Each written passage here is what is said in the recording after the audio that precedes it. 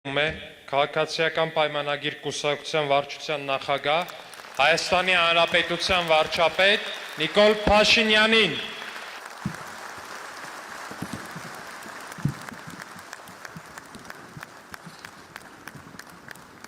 Շնորհակալ եմ շատ։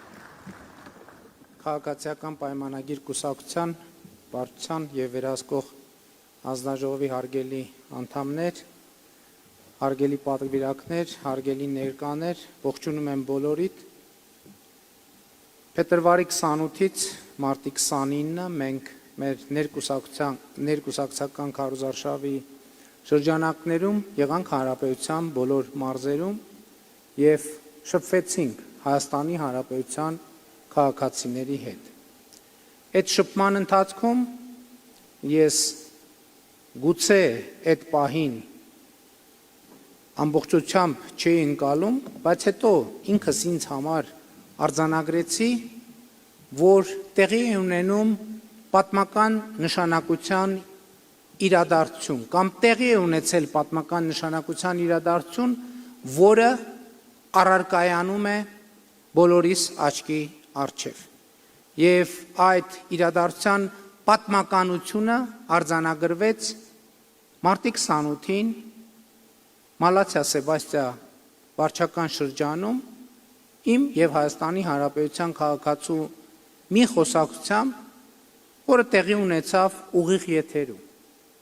Ընդ որում, այս խոսակցությունը կարծում եմ կուլմինացիան էր Հանրապետության տարբեր մարզերում, Երևանի տարբեր վարչական շրջաններում տեղի ունեցած խոսակցությունների եւ խտացումներ բովանդակային շատ կարևոր մի երկխոսության։ Ես հարկ եմ համարում այդ երկխոսությունը ամբողջությամբ մեջբերել եւ դերաբաշխման ժանրով։ Ես ասում եմ, մոտենում եմ քաղաքացուն կամ մենք ընդառաջ ենք գալիս եւ ես ասում եմ, բարև ձեզ, ո՞նց եք։ Քաղաքացին պատասխանում է. շատ շնորհակալ եմ, շատ հարցեր կան, բայց ես մտածում եմ, այդքան հարցերի տակից ո՞նց պիտի դուրս գաք։ Ես պատասխանում եմ, ճիշտ եք մտածում։ Քաղաքացին ասում է. ես այնքան խնդրանքներ ունեմ, բայց չգիտեմ, ինչքանով կիրականանա։ Ես արձագանքելով, սպասելով, որ քաղաքացին խոսելու է, ով կենցաղային կամ իրավական տարբեր խնդիրների մասին, ես իրադրության մեջ հետևյալ առաջարկն եմ անում քաղաքացուն։ Ես ասում եմ, խնդրում եմ կենտրոնանալ ամենակարևորը։ Այստեղ սղագրել եմ բառացի կներեք, ասում եմ, հլը մի հատ ամենակարևորը։ Եկեք, հլը մի հատ մյուսները դնենք մի կողմ, մի պահ մտածեք, թե ամենակարևորը որն է, մենակ այդ ամենակարևորի շուրջ եկեք խոսել։ Եվ քաղաքացին մի պահ դադար է առնում եւ ասում է նախադասություն, որը պարզապես ցնցում է ինձ, նա ասում է ամենակարևորը, խաղաղություն եմ ուզում։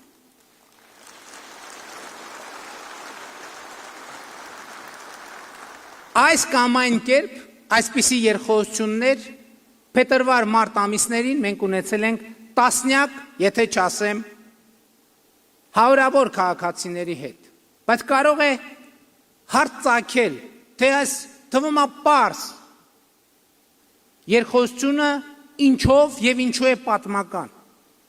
Իսկ պատմական եմ կարծիքով հետեւյալով, այդ խոսակցությունները վկայում են այն մասին, որ ժողովուրդը, Հայաստանի Հանրապետության ժողովուրդը ի վերջո իր սեփական հայրենիքում քաղաքականությունների եւ ռազմավարությունների օբյեկտից վեր է ածվել սուբյեկտի։ Մեր իրականությունը ունեցել է մի շատ կարևոր առանձնահատկություն, որը մենք կամ չենք նկատել, կամ չնկատելու ենք տվել։ Մեր պատմության մեջ գրեթե հազարամյակից ավելի մեր քաղաքականությունների եւ ռազմավարությունների ներշնչանքի ամենատարբեր աղբյուրներ են գոյություն ունեցել, ամենատարբեր։ Բայց այդ ներշնչանքի աղբյուրը ամենակիչը եղել է ժողովուրդը, նրա իղձերը եւ ներքին մղումները։ Ձևավորվել է մի, այսպես ասած, պայմանական էլիտար բովանդակություն, եւ այդ բովանդակությունը ինքը իրեն անընդհատ վերարտադրել է։ Ինքը իրեն անընդհատ վերարտադրել է, ինքը իրեն անընդհատ պարտադրել է, եւ այդ բովանդակությունը առնված են մի մեծ մասով միշտ օրգանական կապից զուրկ է եղել ժողովրդի հետ եւ սովորաբար օրգանական կապ է ունեցել արտաքին գործոնների, աշխարհքաղաքական գործոնների, գլոբալ գործոնների հետ։ Մենք պետք է խոստովանենք, որ այդպիսին էր նաեւ 2021 թվականի մեր նախընտրական ծրագիրը, որովհետև այդ նախընտրական ծրագիրը միջին վիճակագրական հայաստանյան պատմական նախընտրական ծրագիր էր, որտեղ մենք արձանագրել էինք ըստ էության կամ վերարտադրել էինք այն, ինչ որ այլևս շատ երկար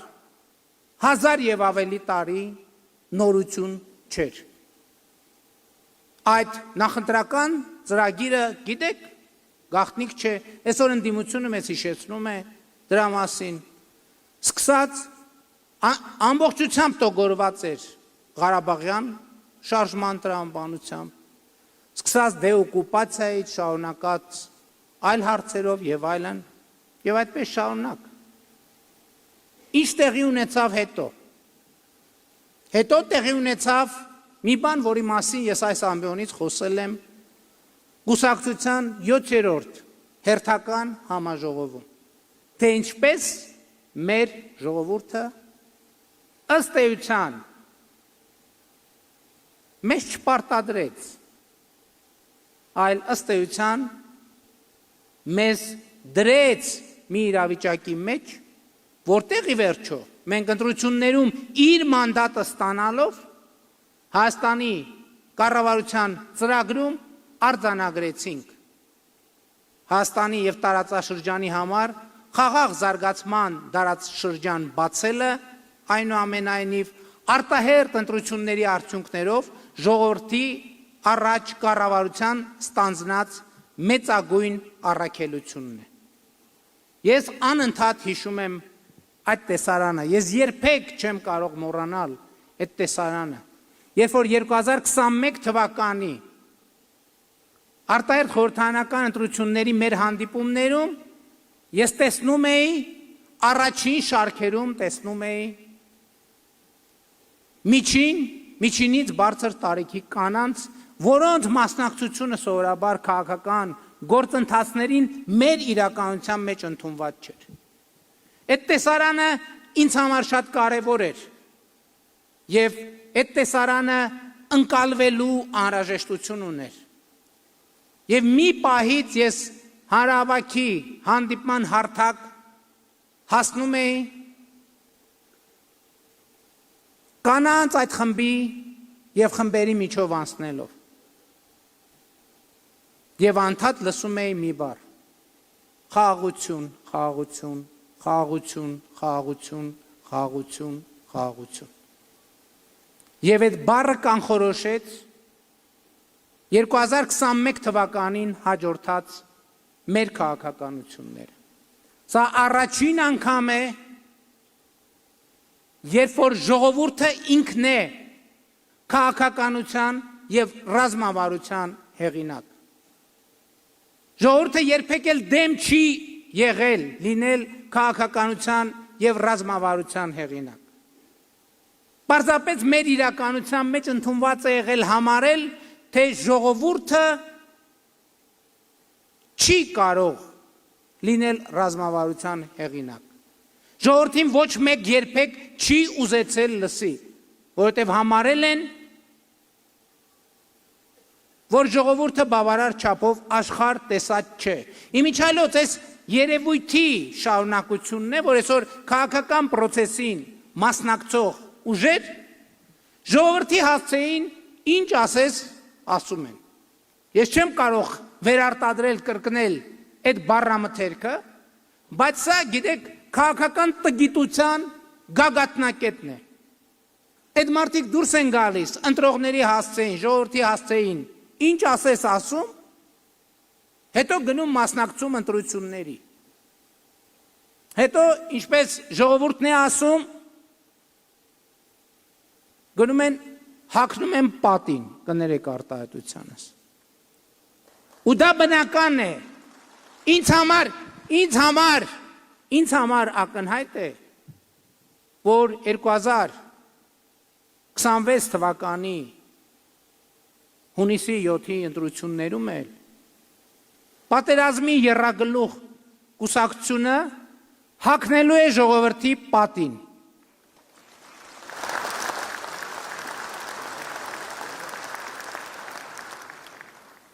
Եվ այդ պատերազմի եռագլուխ կուսակցությունից մեծ կտորը մնալու է ականջը, որը տվյալ դեպքում նկատի ունեմ Կտրիչ Ներսիսյանի։ Վերադառնալով մեր թեմային, կառավարության ծրագիրը խառնուրդ էր եւ բացառիկ էր նրանով, որ ցույց էր տալիս պատմական շրջափուլերի եւ պատմական process-ների բախումը։ Նրանցից մեկը ժողովրդի ներքին մղումների, մյուսը աշխարհքաղաքական թակարդի կողմից մեծ վերապահված պատմական դերակատարման բախումը։ Այս բախման մասին ես առիթ եմ ունեցել կիսվելու եւ կարծում եմ այսօր էլ հարկ եմ համարում հիշատակել իմ եւ երջանկահիշատակ Հռոմի Ֆրանցիսկոս Պապի երկխոսությունը, որը տեղի ունեցավ 2024 թվականի նոյեմբերին Վատիկան կատարած իմ այցի ընթացքում։ Մենք խոսում ենք Հռոմի Պապի հետ առանձնազրույց է տեղի ունենում թարգմանչի ներկայությամբ եւ Ֆրանցիսկոս Պապը ասում է, որ մենք ձեզ նկատի ունի ճանաչում ենք որպես նահատակ ժողովուրդ։ Ես ասում եմ, այո, ձերդ սրբություն, բայց իմ եւ մեր կառավարության առաքելությունը համարում եմ այն, որ մենք այլևս չլինենք նահատակ ժողովուրդ։ Նա ասում է, այո, բայց մենք ձեզ հայերից ճանաչում ենք որպես նահատակ ժողովուրդ։ Ասում եմ, այո, ձերդ սրբություն։ Բայց ես իմ եւ մեր կառավարության առաքելությունը համարում ենք այն, որ մենք այլևս չլինենք նահատակ ժողովուրդ։ Եվ սրանից հետո շատ զարմանալի բան է տեղի ունենում։ Երջանկահիշատակ Աստված հոգին լուսավորի։ Հռոմի Պապն ասում է, հա, բայց պատմականորեն դուք նահատակ ժողովուրդ եք։ Ես ասում եմ, այո, ձերդ սրբություն, բայց հենց այդ եմ ասում։ Մենք ուզում ենք պատմության այդ ընթացքը փոխել եւ իմ եւ մեր կառավարության առաքելությունը համարում եմ այն, որ մենք այլևս չլինենք նահատակ ժողովուրդ։ Եվ սրանից հետո էլա զարմանալի բան է տեղի ունենում, դիվանագիտական իհարկե բոլոր եւ իհարկե հաշվի առնելով Հռոմի Պապի առանձնահատուկ կարգավիճակը, բայց այնուամենայնիվ ինչ-որ բանավեճ է տեղի ունենում։ Ինքը ասում է, չէ, դուք նահատակ ժողովուրդ եք, ես ասում եմ, գիտեք ինչ, չէ, մենք պետք է փոխենք մեր պատմական ճակատագիրը։ Ինքը եւ արդյունքում այդ խոսակցությունը իմ մոտ տպավորվել է հետեւյալ կերպ, որ մի X պահից ինքը ասում է, բայց այնուամենայնիվ լավ եք մտածել, որ էլ չեք ուզում լինել նահատակ ժողովուրդ։ Ես ասում եմ, այո, լավ ենք մտածել։ Եվ այս ասոցիատիվ իհարկե բառացի փոխադրություն չի ասոցիատիվ, եւ մի պահ Հռոմի Պապը մտածումների մեջ է անգնում, մի պահ պաուզա է վերցնում ու ասում է, «Բա ինչով եք զբաղվելու»։ Եվ այդտեղ այո հնչում է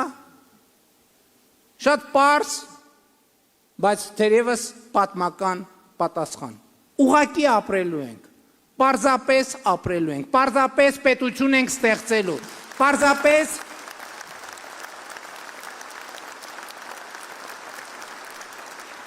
Եվ այստեղ է, որ քաղաքացիական պայմանագիր կուսակցությունը ունի պատմական առաքելություն։ Հայաստանի Հանրապետության ժողովրդին առաջնորդել դեպի սովորական, բարեկեցիկ, ազատ, ինքնիշխան, պետականակենտրոն, սովորական կյանք, ուղղակի սովորական կյանք, ինչպես Եղիշե Չարենցն էր ժամանակին երազում կամ ձևակերպում, երկիր, որտեղ մարդիկ, սովորական մարդիկ ապրում են սովորական կյանքով, որովհետև մինչև հիմա մեր պատմական փորձը ուրիշ բանի մասին է եղել։ Այդ էլիտաներն են, որ ապրել են սովորական մարդու սովորական կյանքով։ Իսկ ժողովուրդը կրել է զրկանքներ, մաքարել է, քարից քամել է հաց եւ լուռ ու մունջ տարել է նահատակի իր պատմական դերակատարումը։ Հենց այսա պատմական փոփոխությունը եւ առանձնահատկությունը այն է, որ մենք այլևս կարիք չունենք երազելու կամ սպասելու այդ պատմական փոփոխությանը։ Այդ պատմական փոփոխությունը այստեղ է, հիմա է, այսօր է եւ միակ բանը, որ մենք պիտի անենք, պիտի պաշտպանենք այդ պատմական փոփոխությունը, պիտի պաշտպանենք Հայաստանի Հանրապետության ժողովրդի սովորական, երջանիկ, բարեկեցիկ, խաղաղ եւ ազատ կյանքով ապրելու ոչ միայն իրավունքը, այլև հնարավորությունը, որը այսօր է այստեղ է, այն պետք է նկատվի, այն պետք է պաշտպանվի եւ այն պետք է ունենա իր տերը իդեմս Հայաստանի Հանրապետության քաղաքացիների։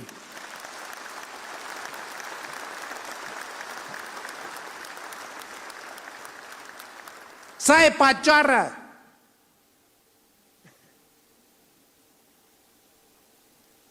որ մենք իրականում չենք կարող խուսափել մեր քաղաքական, պատմաքաղաքական ճակատագրից, որովհետև այնպես է ստացվել, որ մենք հեղափոխությունների կուսակցություն ենք։ Բայց այդ մեզ թվում էր, թե 2018 թվականի ժողովրդական ոչ բռնի թավշյա հեղափոխությամբ մենք մեր հեղափոխական միսիան ավարտել ենք։ Իրականում առիթ ունեցել եմ ասելու, որ 21 թվականն էր հեղափոխություն եւ դա սնուցող մայրերի իրականացրած հեղափոխություններ, բայց մենք այսօր կանգնած ենք մի նոր պատմաքաղաքական հեղափոխության շեմին։ Եվ որն է այդ պատմաքաղաքական հեղափոխության իրական իմաստը եւ նշանակությունը, որն է պատմաքաղաքական հեղափոխությունը։ Դա Հայաստանի Հանրապետության միջազգայինորեն ճանաչված տարածքում առանց արտաքին հովանավորության ապրելու ընդունակությունն է։ Հայաստանի Հանրապետության պետական շահը ու պետականության հարատևության օրակարգը բոլոր գործողությունների ելակետ դարձնելն է, այն տրամաբանությամբ, որ Հայաստանի Հանրապետությունը սեփական քաղաքացիների անվտանգությունը, բարեկեցությունը, ազատությունը, խաղաղությունն ու արժանապատվությունն ապահովելու գործիք է հիմնված ժողովրդի կամքից բխող լեգիտիմության վրա։ Պատմաքաղաքական հեղափոխությունը նահատակ ժողովրդի դերակատարման վերափոխումն է կյանքի պետականակենտրոն ժողովրդի դերակատարման եւ մենք այս ճանապարհով ոչ թե գնալուն ենք, մենք արդեն այս ճանապարհի եզրագծին ենք եւ այդ ճանապարհի եզրագծին ժողովրդի աջակցությամբ մենք պետք է արձանագրենք հայ ժողովրդի, Հայաստանի ժողովրդի պատմական ճակատագրի վերափոխումը եւ ես որևէ կասկած չունեմ, որ դա տեղի է ունենալու։ Պետք է արձանագրել նաեւ, որ իհարկե այս process-ը արժանանում է եւ արժանանալու է մեծ դիմադրության։ Եվ մեծ դիմադրության հեղինակները հայտնի են, դրանք պատերազմի կուսակցությունն են, որի մասին եւ որի ասացների համատեքստին ես բազմիցս առիթ ունեցել եմ անդրադառնալու, այսօր էլի ուզում եմ խոսել մի մասին, որը չափազանց կարևոր է ասվածի համատեքստում։ Մենք կամք ենք ունեցել ասելու եւ մեր վրա վերցնելու պատասխանատվությունը չշարունակելու Ղարաբաղի շարժումը, որովհետեւ մենք ի վերջո այս ծանր ճանապարհը անցնելով արձանագրել ենք, որ Ղարաբաղի շարժումը ինչպես իմիջայլոց, ինչպես խոսել եմ վերջերս ազգային ժողովում, նաև մեր պատմության շատ հայտնի էջեր, սկսած Սան Ստեֆանոյի կոնֆերանսից շարունակած Բերլինի կոնֆերանսով եւ այլն, թվում է թե հայ ժողովրդի ի նպաստ կայացվող որոշումներ են, բայց իրականում ինչպես մեր պատմագիտությունն է արձանագրել, դրանք ընդհանրապես աշխարհաքաղաքական թակարդներ էին, որոնք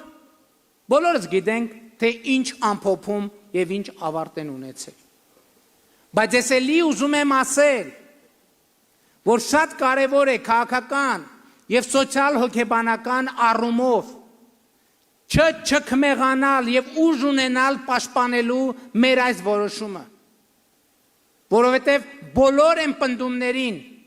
որոնք ասում են, թե Ղարաբաղը մերն էր, բայց այլևս մերը չէ, այդ պնդումներին մենք հստակ պետք է հատկադարձենք, որ իրականությունը այլ էր, այդ Հայաստանի Հանրապետությունը մերը չէր եւ այլևս մերն է։ Հայաստանի Հանրապետությունը մերը չէր եւ այլևս մերն է, որովհետեւ Հայաստանի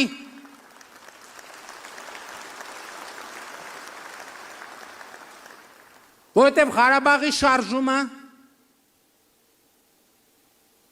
ընդամենը լծակ էր Հայաստանի Հանրապետության կայացումը թույլ չտալու համար։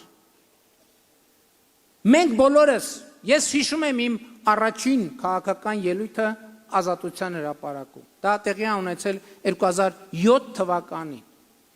Այդ ելույթը եղել է ներշնչված եւ ըստ էության Ղարաբաղյան շարժման մասին։ Հայաստանի Հանրապետությունում գործող առնվազն մեր կուսակցությունում ակտիվ քաղաքական գործիչների զգալի մասը, մեծ մասը, եթե չասեմ բոլորը, ծագում են հենց Ղարաբաղյան շարժումից։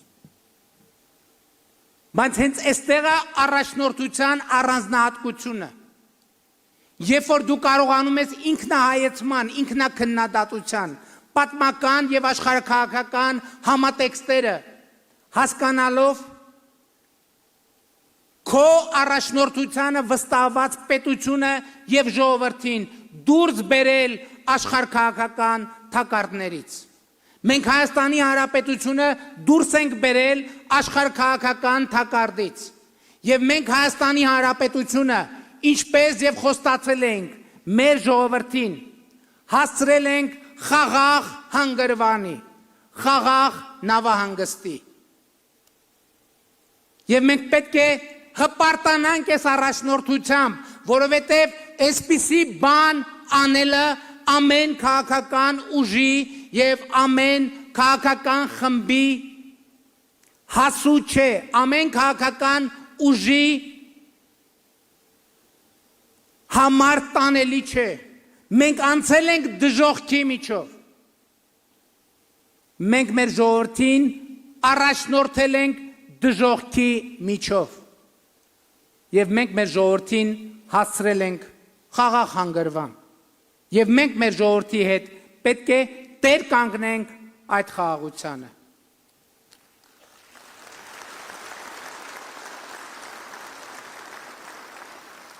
Հաջորդ կարևոր արձանագրումը, որին մենք պետք է անդրադառնանք, հետևյալն է։ Ի վերջո, խաղաղությունը կա, թե չկա։ Որտեվ պետք է անդրադառնալ սրան։ Եվ պարզաբանել, թե ինչի մասին է խոսքը։ Խաղաղությունը իհարկե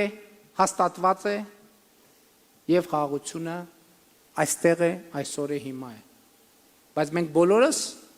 պետք է մեզ հաշիվ տանք հետևյալում։ Խաղաղությունը նոր է, նորածին է, խաղաղությունը խնամքի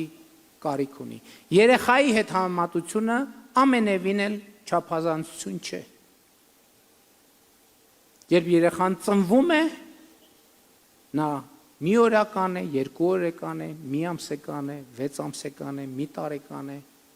նա կա, նա ծնվել է, նա իրականություն է, բայց նա խնամքի կարիք ունի, նա հոգատարության կարիք ունի, նա ամրանալու, ոտքի կանգնելու, ավելի ու ավելի վստահ քայլելու կարիք ունի։ Եվ այս ընտրությունը 2026 թվականի հերթական խորհրդարանական ընտրությունը հենց սրա մասին է։ Կա արդյոք այս նորածին խաղաղությանը խնամելու պատրաստ հանրություն եւ պետություն։ Կա արդյոք այս նորածին խաղաղությանը ոտքի կանգնեցնելու, փայփայելու պատրաստ պետություն, հանրություն եւ ժողովուրդ։ Եվ քաղաքական առաջնորդություն։ Եվ պետք է առանց սեթևեթանքի ասել, արտահայտել մեր վստահությունը, որ Հայաստանի Հանրապետությունում կա այդպիսի քաղաքական ուժ եւ Հայաստանի Հանրապետությունում կա այդպիսի հանրություն եւ Հայաստանի Հանրապետությունը այդպիսի պետություն է իր քաղաքացիների ամբողջությամբ իր ժողովրդով։ Եվ այս է պատճառը, որ մենք որոշել ենք առաջիկա խորհրդարանական ընտրություններին մասնակցել ահա այս կարգախոսով,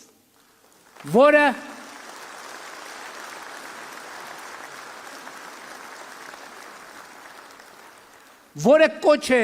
Հայաստանի Հանրապետության յուրաքանչյուր քաղաքացու, որը կոչ է դահլիճում նստած յուրաքանչյուրին, մեզնից յուրաքանչյուրին։ 2026 թվականի խորհրդարանական ընտրություններում սա հարցերի հարցն է եւ գլխավոր հարցն է եւ պատահական չէ, որ ես սկսեցի իմ ու քաղաքացու երկխոսությունից եւ խոսակցությունից։ Գիտեք ինչ, հարգելի գործընկերներ, այսօր Հայաստանի Հանրապետությունում կան տասնյակ հարյուրավոր խնդիրներ, որոնք լուծված են։ Որպես Հայաստանի Հանրապետության վարչապետ, ես կարող եմ առանց չափազանցության ժամերով խոսել այն խնդիրների մասին, որոնք վերջին 8 տարիների ընթացքում լուծվել են։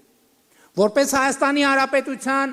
վարչապետ ես կարող եմ խոսել բազմաթիվ խնդիրների մասին, որոնք դեռ սպասում են իրենց լուծմանը։ Բայց ես ուզում եմ վերադառնալ մարտի 28 Մալացիա Սեբաստիա վարչական շրջան Երևան մայրաքաղաքի եւ կրկնել այս երկխոսությունը որպես մենախոսություն եւ պատվիրակել այս երկխոսությունը որպես մենախոսություն կամ երկխոսություն, որը վարում ես ինքդ քեզ հետ, դահլիճում նստած յուրաքանչյուր պատվիրակի եւ Հայաստանի Հանրապետության յուրաքանչյուր քաղաքացու եւ յուրաքանչյուր ընտրողի։ Իսկ երկխոսությունը հետեւյալն է։ Ես այնքան հարցեր ունեմ, բայց չգիտեմ ինչքանով կլուծվեն այդ հարցերը, ինչքանով իմ խնդրանքները արձագանք կստանան։ Սրանի պատասխան հələ մի հատ ամենակարևորը։ Եկեք հələ մի հատ մյուս բոլոր հարցերը դնենք մի կողմ, մի պահ մտածենք, թե ամենակարևորը որն է։